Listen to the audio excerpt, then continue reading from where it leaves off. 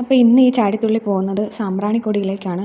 കുറേ നാളായിട്ടുള്ള ആഗ്രഹമായിരുന്നു ഒന്ന് കാണണം. ഒരുപാട് വീഡിയോസിലൊക്കെ കണ്ടിട്ടുണ്ട്. അപ്പോൾ തൊട്ട് തുടങ്ങിയ ഒരു ആഗ്രഹമാണ് എന്തെങ്കിലും ഒന്ന് പോകണമെന്ന്.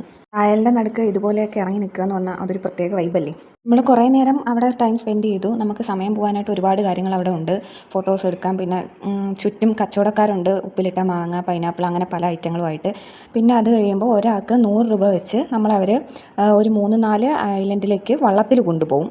വെള്ളത്തിലൂടെയുള്ള യാത്ര അത് സൂപ്പറായിരുന്നു. പറഞ്ഞറിയിക്കാൻ പറ്റാത്ത കാഴ്ചകളായിരുന്നു. കാരണം 2 സൈഡിലും കണ്ടൽക്കാടൊക്കെ ആയിട്ട് നമ്മൾ മധ്യത്തൂടെ ഇങ്ങനെ പോണേ. പിന്നെ ഫസ്റ്റ് ടൈമാണ് ഞങ്ങൾ വള്ളത്തിൽ തന്നെ കയറുന്നത്.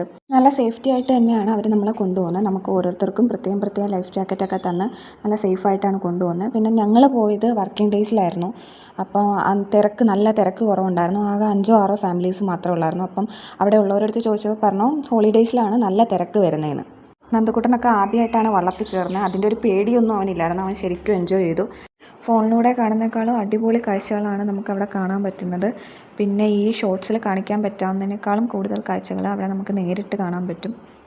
ഫാമിലിയായിട്ട് ഒരിക്കലെങ്കിലും പോയൊന്ന് വിസിറ്റ് ചെയ്യാൻ പറ്റിയൊരു സ്പോട്ടാണ് സാമ്പ്രാണിക്കൊടി.